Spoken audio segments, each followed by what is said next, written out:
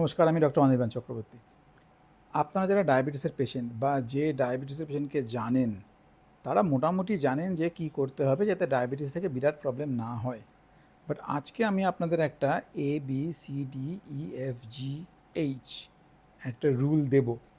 যদি সেটা ফলো করতে পারেন তাহলে ডায়াবেটিস থেকে বিরাট সমস্যায় পড়বেন না। তাহলে যদি আপনি ডায়াবেটিস নিয়ে চলতে থাকেন সারা জীবন এবং চান যে বিরাট ঝামেলা না হোক, অন্যান্য লোকের মতোই আপনার জীবন চলুক, তাহলে আমার এই ABCDEFGH রুলটা ফলো করবেন। আর যদি চান যে ডায়াবেটিস আপনি নিরাময় করবেন, ডায়াবেটিস রিভার্স করবেন, তাহলে আমার রিভার্সাল প্রোগ্রামের জন্য নিচের নাম্বারে যোগাযোগ করবেন। একটা সেশন করলে আইডিয়া পেয়ে যাবেন কী করলে ডায়াবেটিসটা সারাতে পারেন। বাট আজকের ভিডিওটা হচ্ছে, যদি ডায়াবেটিস নিয়ে সারা জীবন চলতে চান তাহলে কীরমভাবে চলবেন যাতে আন্ডার কন্ট্রোল থাকে। তাহলে ABCDEFGH রুল। তাহলে A ইজ ফর অ্যাসেসমেন্ট। এবার অ্যাসেসমেন্ট মানে আপনাকে অ্যাসেস করতে হবে যে আপনার ডায়াবেটিসটা কেমন আছে, মানে আপনার রিপোর্ট কেমন, আপনার বডিতে ডায়াবেটিস কোনো ড্যামেজ করছে না, এটা তো আপনাকে বুঝতে হবে। রোগ তো আপনার, ডাক্তার আপনাকে বকলো না তাতে কিছু যায় আসে না।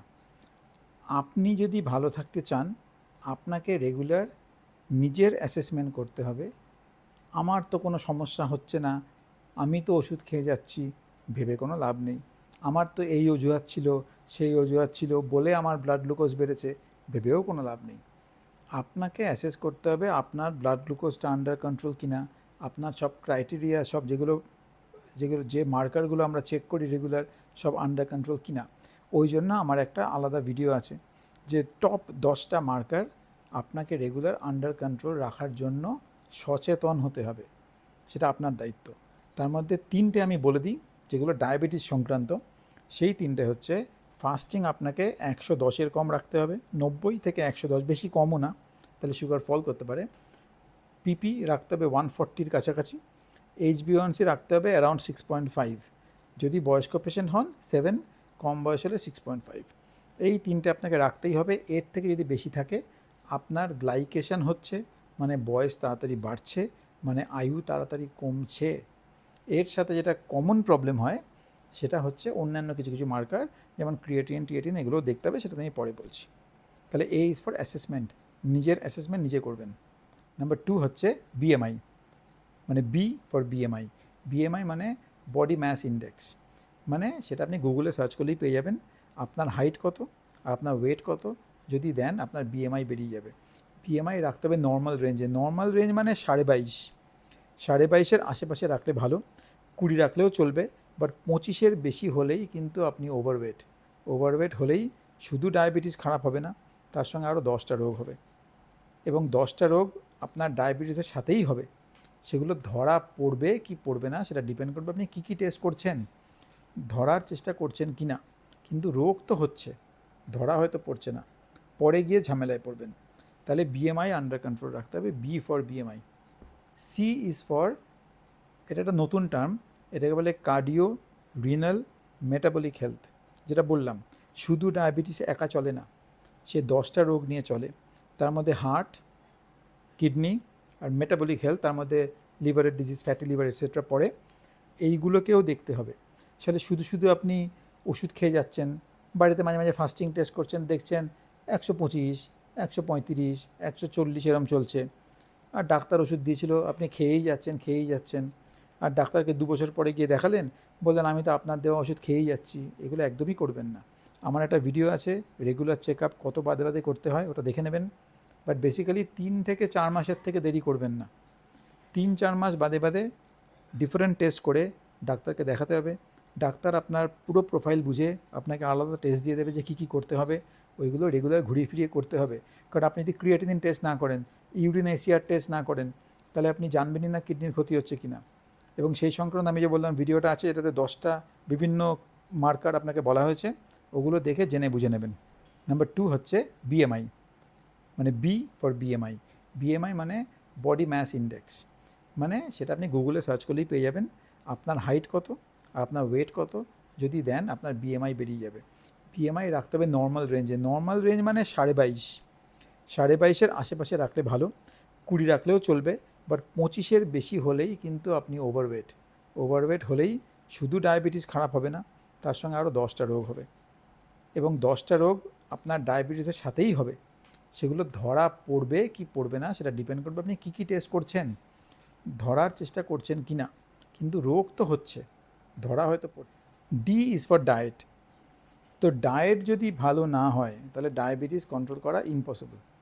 কারণ আপনি যদি ডায়েট ভালো না করেন তাহলে আপনার ব্লাড গ্লুকোজ বেশি আসবে, ডাক্তার আপনাকে বেশি বেশি ওষুধ দেবে, তার ফলে কি হবে, দুটো জিনিস হবে। একটা হচ্ছে বেশি ওষুধের জন্য বেশি সাইড এফেক্ট হবে, অথবা বেশি ওষুধ খাচ্ছেন এবং একদিন আপনি হঠাৎ ডায়েটটা একটু ভালো করলেন, আপনার ব্লাড গ্লুকোজটা ফল করে যাবে। তাহলে দুটোর একটা জিনিস হবে। তাহলে ডায়েট ভালো না করলে ওষুধ বাড়বে, ওষুধ বাড়লে ওষুধের সাইড এফেক্ট বাড়বে, এটাই আমি পেশেন্টদের বলি। তাই আমি বলি যে আমার ভিডিওগুলো ভালো করে দেখুন, এক্স্যাক্টলি কী ডায়েট করবেন পুরো পরিষ্কার বুঝে যাবেন।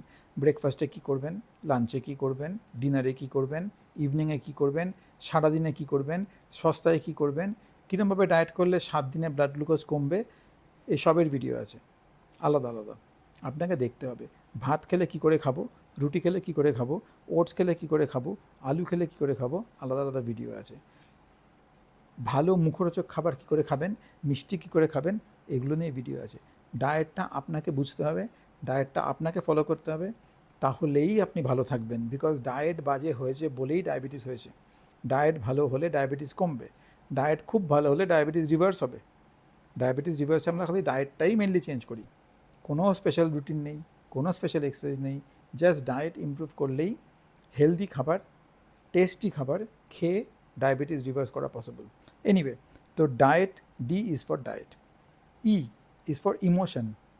Emotional wellbeing is very important. অনেকেই আছে তাদের ডায়েট বেশ ভালো, তারা সারাক্ষণ স্ট্রেস করছে, স্ট্রেস করে করে ব্লাড গ্লুকোজ বাড়াচ্ছে। যারা রিভার্সাল পেশেন্ট তারা জানে কেন স্ট্রেসের জন্য ইমোশনাল প্রবলেম হয়, তার ফলে কেন ব্লাড গ্লুকোজ বাড়ে। আমি তাদেরকে 1-to-1 অ্যাডভাইস দিই, তাদের স্ট্রেস বুঝে যে কী করে স্ট্রেস কমাতে হবে। বাট স্ট্রেস আপনাকে কমাতেই হবে, ইমোশনাল স্টেবিলিটি আনতেই হবে, ঠিক আছে? ডায়েট, এক্সারসাইজ, স্ট্রেস রিলিফ আর স্লিপ, এই 4টে হচ্ছে 4 পিলার্স অফ হেলথ, যে কোনো লোকের ভালো রাখতে হবে, ডায়াবেটিস পেশেন্টকে ভালো রাখতেই হবে। তাহলে emotional stability is very important. E for emotional stability. F is for fitness. Fitness মানে এক্সারসাইজ। আপনি যত এক্সারসাইজ করবেন আপনি তত ভালো থাকবেন। এক্সারসাইজ হচ্ছে একদম সেলফিশ একটা অ্যাকশন, পুরো সেলফিশ। আপনি যদি এক্সারসাইজ করেন, পৃথিবীর একমাত্র মানুষ যার উপকার হবে সেটা হচ্ছে আপনার। আপনি যদি এক্সারসাইজ না করেন, ক্ষতি আপনার, তার সাথে আপনার ফ্যামিলি, সবার। কিন্তু আপনি এক্সারসাইজ করলে একমাত্র আপনারই উপকার হবে। আপনি আজ এক্সারসাইজ করলে আপনি 10 বছর পরেও ভালো থাকবেন। এক্সারসাইজ হচ্ছে একটা লনজিভিটি ড্রাগ, যেটা যে কোনো ড্রাগের থেকে বেশি কাজ করে। মাত্র 90 মিনিট যদি আপনি এক্সারসাইজ করেন সপ্তাহে, 0 ভার্সেস 90 ইন আ উইক, 14% আপনার ডেথ রেট কমিয়ে দেয়। 14%। এরকম কোনো ভালো ওষুধই নেই। এই সামান্য 90 মিনিট মানে কিছুই না, মানে 1.5 ঘন্টা। সপ্তাহে 1.5 ঘন্টা, 7 দিনে 1.5 ঘন্টা, মানে ধরে নিন 15-20 মিনিটও নয় দিনে এক্সারসাইজ করলে আপনার লাইফ এক্সপেক্টেন্সি 14% ইমপ্রুভ করবে। বেস্ট লনজিভিটি ড্রাগ হচ্ছে এক্সারসাইজ। যত করবেন আপনারই লাভ। E is for emotional stability or exercise, but আমি বলি E is for emotional stability, F is for fitness. Fitness নিয়ে, এক্সারসাইজ নিয়ে আমি তো 1-to-1 অ্যাডভাইস দিই, বাট আমার 2-4টে ভিডিও আছে, কী করে হাঁটবেন যাতে ভালো থাকবেন, কীরকম এক্সারসাইজ করবেন, কোন বয়সে কীরকম এক্সারসাইজ, কতক্ষণ হাতে আপনার টাইম, সেই মতো এক্সারসাইজ আপনি চেঞ্জ করতে পারেন। অনেক কিছু করতে পারেন, বাট চেষ্টা করতে হবে। F is for fitness. G is for gut health. Gut health খুব ইম্পর্টেন্ট, বিকজ গাট হচ্ছে আমাদের সেকেন্ড ব্রেন। আর গাট যদি ঠিক না থাকে আপনার সারাদিনের রুটিনই পুরো আলাদা হয়ে যাবে। তাই দেখবেন আমার সবকটা ভিডিওতে বলা আছে বেশি করে ফাইবার খান, বেশি করে গাট হেলদি ফুড খান। যখনই কিছু খাবেন একটু ফাইবার খেতে হবে ফর দ্য গাট। গাট ভালো যদি থাকে আপনার ওভারঅল হেলথ ভালো থাকবে। আর ডায়াবেটিস তো গাট ভালো না থাকলে থাকা খুব ডিফিকাল্ট। নতুন যা যা ওষুধ শুরু হয়েছে সব কিন্তু গাটকে টার্গেট করছে। তো গাটকে ভালো রাখতে হবে। বেশি জল খাবেন, কোষ্ঠকাঠিন্য যাতে না থাকে সেই ব্যবস্থা করবেন, সেটা নিয়ে আমার আলাদা ভিডিও আছে, দেখবেন। গাট হেলথ নিয়ে আমার 2-4টে ভিডিও আছে, ওগুলোও দেখবেন। বাট বেসিক্যালি জল বেশি খেয়ে গাট ফ্রেন্ডলি ফুড খেয়ে গাট হেলথ ভালো রাখতে হবে, ঠিক আছে? তাহলে জি ইজ ফর গাট। আর লাস্ট হচ্ছে H is for holistic medicine. এবার এই ব্যাপারে এইখানে সামান্য ডিফারেন্স হয়ে যায় যে আপনি কোন ডাক্তার দেখাচ্ছেন, তিনি আপনাকে কীরকমভাবে ট্রিটমেন্ট করছেন। ডাক্তার সবাই ভালো, কিন্তু কারোর অ্যাপ্রোচ ডিফারেন্ট হয়। আপনাকে এটা জানতে হবে যে মডার্ন মেডিসিন যা বেরোচ্ছে, সব বেরোচ্ছে looking at your cardiovascular outcome, মানে আপনার হার্ট ভালো হবে কি না, আপনার হার্ট অ্যাটাকে মৃত্যু হবে কি না, বা মৃত্যুর চান্স কমবে কি না, এটা যে ওষুধ করতে পারবে তাকেই নতুন লাইসেন্স দেওয়া হচ্ছে। আগে ছিল আপনার ব্লাড গ্লুকোজ কমলেই আপনি খুশি, ডাক্তারও খুশি, সেজন্য ডাক্তার একটা দুটো ওষুধ দিত, না কমলে ইনসুলিন। কিন্তু ইনসুলিন আপনার জন্য বেসিক্যালি খারাপ, এটা নিয়ে আমার গোটা একটা ভিডিও আছে। আপনার রোগ ইনসুলিন বাড়িয়ে দেয়, আপনার সুগার ইনসুলিন কমিয়ে দেয়। That is not important. যদি রোগ কমাতে পারেন তাহলে ব্লাড গ্লুকোজও কমবে। তো ইনসুলিন আমার বিরাট ফেভারিট ওষুধ নয়। হ্যাঁ, আপনি যদি এখন প্রচুর চেষ্টা করেন যে আপনি ভালো থাকবেন না, আপনি চেষ্টা করে দেখবেন যে ভগবানের কীর্তি, আপনার যে শরীর সেটাকে কী করে ধ্বংস করা যায়, তাহলে তো ইনসুলিন দিতেই হবে। কিন্তু যদি আপনি একটুও চেষ্টা করেন তাহলে ইনসুলিন লাগবে না। আপনাকে চেষ্টা করতে হবে এমন ওষুধ খেতে যেটাতে আপনার ওভারঅল, যেটাগুলো বললাম ABCDEFG, যাতে ভালো থাকে। তার জন্যে নতুন যে গ্রুপের ওষুধ, যেমন GLP-1 রিসেপ্টর অ্যাগনিস্ট ভালো, SGLT2 ইনহিবিটর ভালো, এইগুলো আপনাকে চেষ্টা করতে হবে নিতে আগে, যদি তার থেকে আপনার উপকার হয়। এর থেকে উপকার হয় না এরকম পেশেন্ট খুবই কম আছে। খুব বয়স্ক, খুব রোগাশোকা পেশেন্ট ছাড়া সবাই এতেই উপকার হয়। সুতরাং চেষ্টা করবেন যে এই গ্রুপের ওষুধগুলো আগে ট্রাই করা, যাতে ওজনটা কম থাকে, ওভারঅল হলিস্টিক ইমপ্রুভমেন্ট হয়। এবং সুখের কথা এটাই যে এগুলোর দামও এখন অনেক কমে এসছে, আরও খুব শিগগিরই কমবে। সুতরাং ভালো ওষুধ খেতে হবে, নতুন ভালো মডার্ন ওষুধ, যাতে আপনার হার্ট ভালো থাকবে, কিডনি ভালো থাকবে, ওজন ভালো থাকবে, আর যার ফলে আপনার রোগ ভালো থাকবে, যার ফলে ব্লাড গ্লুকোজও ভালো থাকবে। আর অন্য দিকটা হচ্ছে খালি গ্লুকোজ ভালো থাকবে, আপনার রোগ বাড়লো, মানে ভুঁড়ি বাড়লো, খিদে বাড়লো, ব্লাড গ্লুকোজ ফল করলো, ব্রেন হেলথ খারাপ হলো, হার্টের প্রবলেম হলো, লিভার খারাপ হলো, কিডনি খারাপ হলো, ডাজেন্ট ম্যাটার, কিন্তু গ্লুকোজটা কম আছে। সেটা আমরা এখন চাই না। আমরা এখন চাই আপনি ভালো থাকুন, আপনার রোগ ভালো থাকুক, পুরো CRM যেটা বললাম, কার্ডিও রেসপিরেটরি মেটাবলিক হেলথ ভালো থাকুক।